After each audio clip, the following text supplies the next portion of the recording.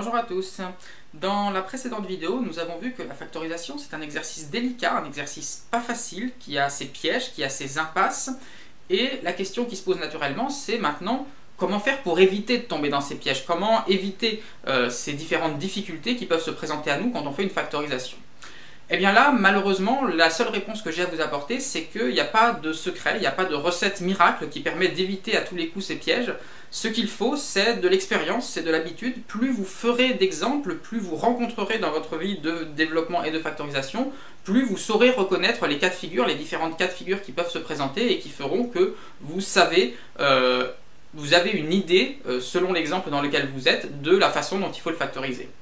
Alors ceci dit, je ne vais quand même pas vous laisser totalement dans le flou comme ça, parce qu'il existe quand même un certain nombre de factorisations difficiles qui sont classiques, que l'on rencontre assez souvent, et les mathématiciens ont établi une liste de différentes identités qui présentent des factorisations difficiles, et donc une liste à laquelle on peut se référer quand on en a besoin, quand on se trouve piégé comme ça, et cette liste, elle s'appelle la liste des identités remarquables. C'est des identités qui sont spécifiques, donc on dit qu'elles sont remarquables. Et je voudrais dans cette vidéo vous en présenter trois en particulier.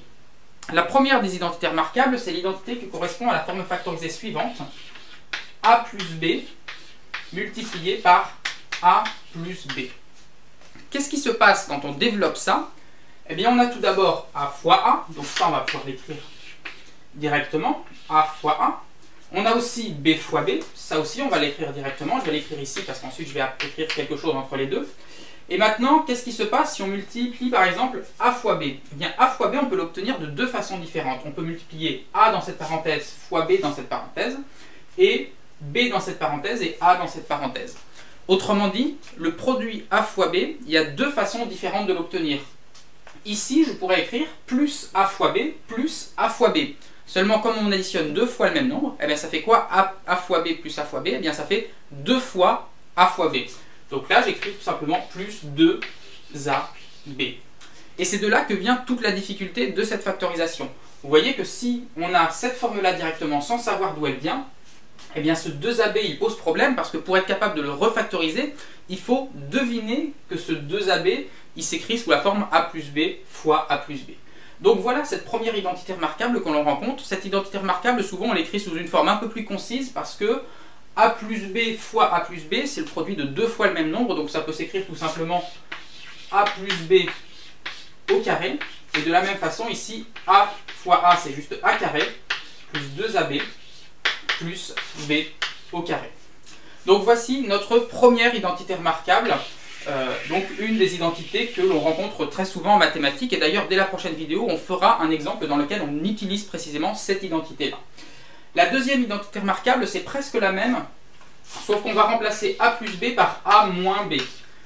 Et a moins b, quand on fait a moins b, qu'est-ce qui se passe? Eh bien, de la même façon, si on le met au carré, a moins b fois a moins b, vous pouvez développer, je vous laisse faire le calcul parce que vous commencez à avoir un petit peu l'habitude maintenant, je vous laisse vérifier que ce que je vous donne marche bien. Si on fait a moins b au carré, on obtient toujours a carré, mais cette fois on obtient moins 2ab, parce que quand on va multiplier un a et un b, il va toujours y avoir un moins fois un plus, donc ça donne un signe négatif. Et puis plus b carré.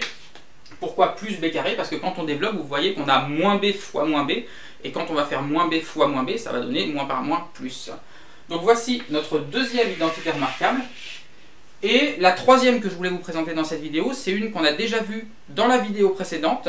C'est au contraire, vous voyez que ici on fait a plus b fois a plus b. Ici on fait a moins b fois a moins b. Et bien là maintenant on va faire a plus b fois a moins b. Ça, on a vu dans la vidéo précédente ce que ça donnait. On a toujours a fois a, donc on a toujours a au carré. On a toujours b fois moins b, donc cette fois b fois moins b, ça donne un moins b carré. Et puis c'est tout. Pourquoi c'est tout? Parce que si on fait a fois moins b, ça fait moins ab. Si on fait b fois a, ça fait plus ab. Et donc les deux termes qui manquent ici dans ce développement-là, ils s'annulent l'un l'autre et donc finalement ils disparaissent et on ne les voit pas. Donc voici ces trois identités remarquables principales. Pourquoi je dis que c'est les principales? Parce qu'en réalité c'est les trois identités de base, c'est les trois plus simples qu'on rencontre en premier, parce que c'est des identités pour lesquelles la forme factorisée ne présente que deux facteurs. Vous voyez qu'ici on a a plus b fois a moins b, on a un produit de deux nombres. Ici de la même façon c'est a plus b fois a plus b, on a juste deux parenthèses qu'on multiplie. Une fois qu'on a vu celle-ci, On pourrait aller plus loin et calculer des identités remarquables d'un ordre supérieur. Par exemple, on pourrait calculer a plus b fois a plus b fois a plus b, autrement dit a plus b à la puissance 3. Et comme ça, on peut avoir des identités remarquables de plus en plus sophistiquées. Pour les a plus b à la puissance quelque chose, il existe une formule générale, mais ceci dit, je ne vais pas vous l'expliquer tout de suite dans cette vidéo, parce que c'est d'un niveau un peu supérieur à ce qu'on fait dans ce cours-là. Donc pour l'instant, vous avez déjà ces trois-là, c'est déjà pas mal.